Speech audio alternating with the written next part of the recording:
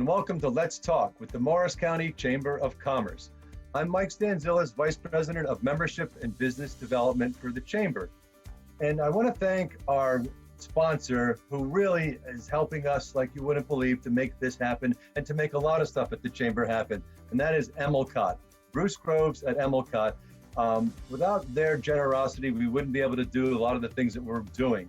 And in fact, our chamber on March 16th, we pivoted like a lot of other businesses into a virtual chamber. And since then, we've been helping our businesses with education, getting together, facilitating meetings, convening, and a lot of what we're doing is advocacy, government advocacy. And so today's program is focused on government advocacy. And in fact, we have with us today Freeholder Director Deb Smith.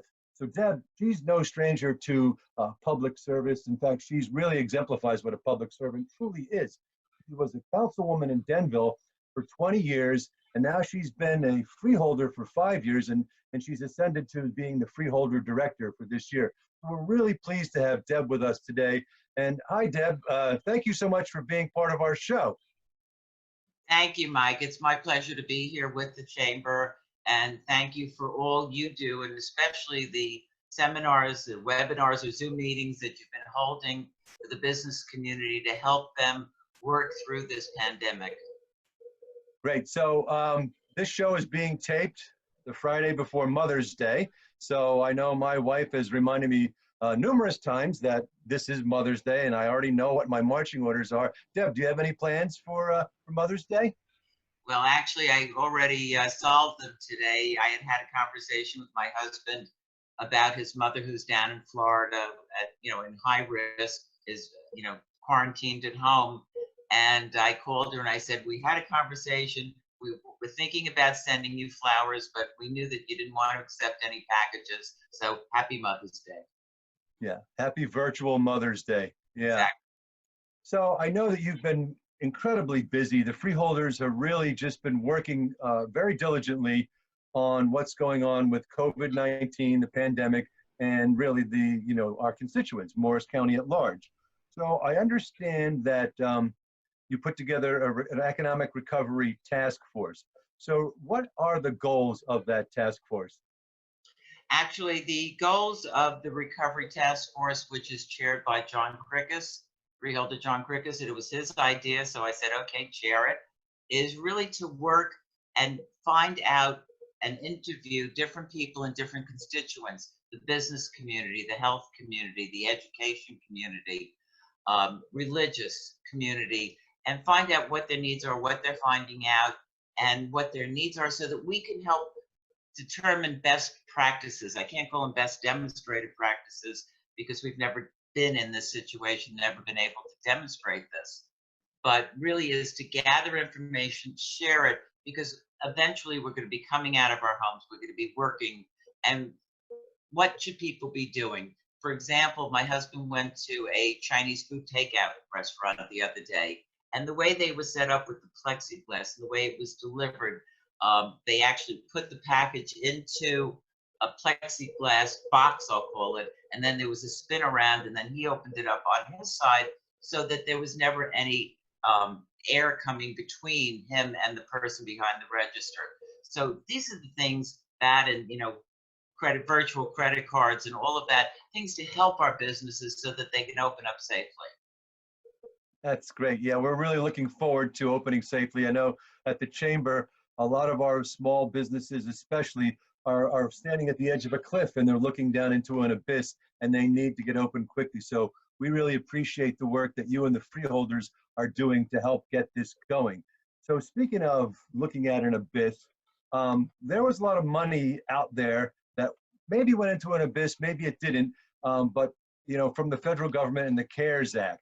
Now, Morris County has almost 500,000 people, but not enough. And that put us, I guess, into a different category of how much money or how we can receive that money. So what's going on with that, Deb? Well, exactly. Morris County has 492,000 residents. With the CARES Act, counties that had over 500,000 residents got direct relief. Some of our neighboring counties got $88 million. Morris County got nothing because we were 1.6% below the population threshold. Mm. We've spoken to our legislators, both at the state level and at the federal level, begging them to think more about this, because New Jersey, actually, the governor has about $2.4 million that he could allocate out to the counties. We haven't gotten anything. Mhm. I know that recently, what happened was he gave $110,000 to Cumberland County. Cumberland County has 175,000 population. That money was for providing home meals. And we're doing that, and we're spending that money, and we've got nothing. Yeah, we have a lot of food banks here. I know that you guys are working closely. We could use $110,000 to help our food banks for sure. And of course, 88 million to a neighboring county where we're that close to that threshold. Um, what can you do? What can we do? And what are we doing to help those food banks? Because we didn't get any of that money. What can we do to help you? Well, actually, a couple of weeks ago, we, as Freeholder Board, looked in our budget, and we'd already passed our budget and saw if we could move some money over. And we gave $28,000 distributed among 4 different food banks to help them. We'd love to do more. This is money that would actually be reimbursed. Our money that we gave them would be reimbursed, but if we can get the money from the state, it doesn't have to wait for a 75% reimbursement from FEMA. So what can you do? Reach out to your legislators, reach out to the senators, whoever has a connection with Governor Murphy, reach out to him and say, Morris County needs it. If you look at the statistics of the COVID cases and the death rates, Morris County's been heavily impacted. We're not the highest, but we're up there. And I think they really should have allocated money to the federal government, and the state government should allocate it based on the number of cases, the mortality rate, where the needs are. We're expending a lot of taxpayer money that's needed to be expended to protect our residents, but we wish we could do more. Yeah, we all wish we could do more. I know our chamber members are out there doing what they can to help out. Just as a side note too, if you're watching this live now, if you have any questions, just put them in the chat and we'll get to those in a couple of minutes. The park step was a big thing for a lot of people, especially when the weather got nice for about 5 minutes, then it went back to this cold, rainy stuff. But so what's going on with the parks? Why are some open? Why are some closed? What are we looking at right there? And when are we going to see everything back to fully open, if anything? Well, initially, the parks were open, and then the governor issued a mandate that all state and county parks had to be closed. That's actually a hardship when you have nice weather. People want to get out there, and people are going stir crazy at home. Recently, the governor did reopen the parks, and Morris County Park Commission has opened the parks. Golf is available, but you need a reservation. You need to socially distance. You need to do the proper things, because what happens is, if you look in California, where the governor opened up beaches and then closed them again, is that those people that are not following the proper CDC recommended guidelines, they're hurting everyone else. So the mass is being punished by the few. So that they are open, make a reservation, pay by credit card in advance. The Lake Apatcon is somewhat open to those people that have an annual membership there. And we really need to have that for people, because if you're like me at home, you want to get out there, you want to be out there, and you want to be able to enjoy the nice weather, which we've had a few days of, even though I did see snow in the forecast for tonight. Yeah, Lake Apatcon, I can see Lee's County Park from where I'm sitting right now. And we want to see those boaters get out there. I think boating is probably one of the best activities for social distancing that you could probably do. Ed, do we have any questions coming in yet? In fact, we do. We have a question that came in. How much longer the testing center will be open at County College? That testing center, which we opened with the assistance of Atlantic Health, it will be open as long as we need to keep it open. Initially, we've had about 5,000 tests that have been performed through that center. The positive rate has dropped. but we need to continue doing it, especially for our first responders. And as people start to go back to work, and we want to get them back to work, it still needs to be open. The demand is not as high right now, but I think it will grow actually. And we will continue to keep that open as a county as long as necessary. Great, thanks. Awesome. I have another question here. A follow-up to that question is, how many people have been tested already through this testing site? As I mentioned, there's been 5,000 people tested. And initially, I think the positive percentage was about 43% actually, and it's dropped down to about 20%. So that's good direction that helps us look towards reopening. Good. And also, how are the freeholders meeting today with all the changes and with this COVID-19? How are you guys holding your meetings now?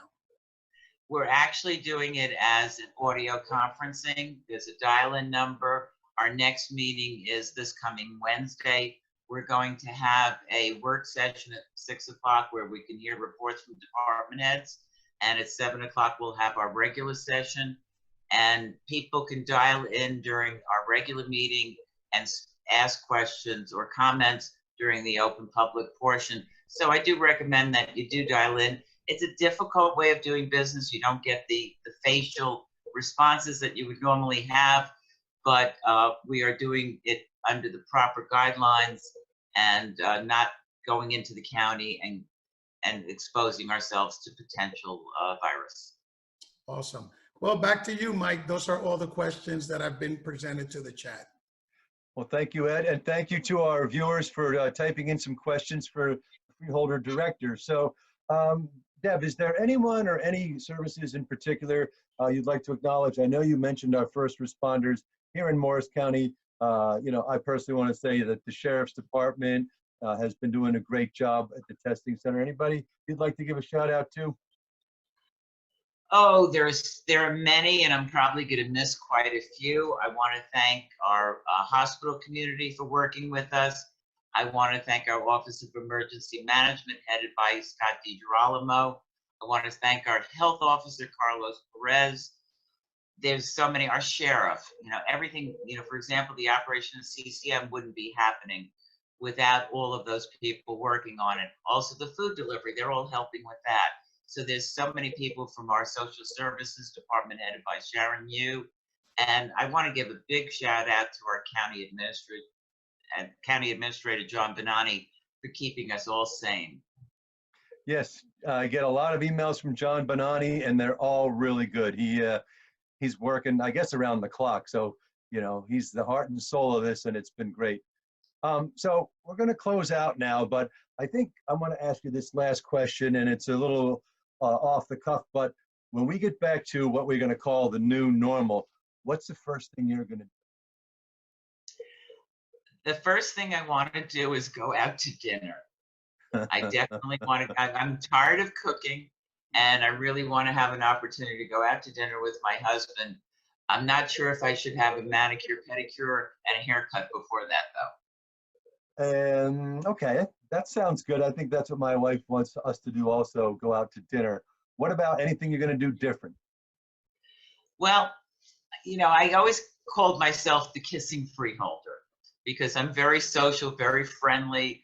I like to, you know, give everybody a warm hug.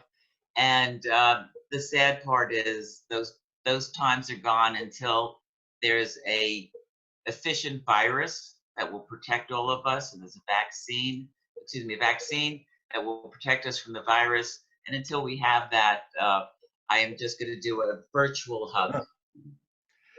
All right. Well, thank you so much from the Kissing Freeholder, Deb Smith, and I think we have a new moniker for you now. But again, I want to thank Emelcott and Bruce Groves for sponsoring this program. It wouldn't be possible without their support. And I want to thank all of our chamber members. Remember, our mission is your success. Thank you very much, and enjoy the weekend.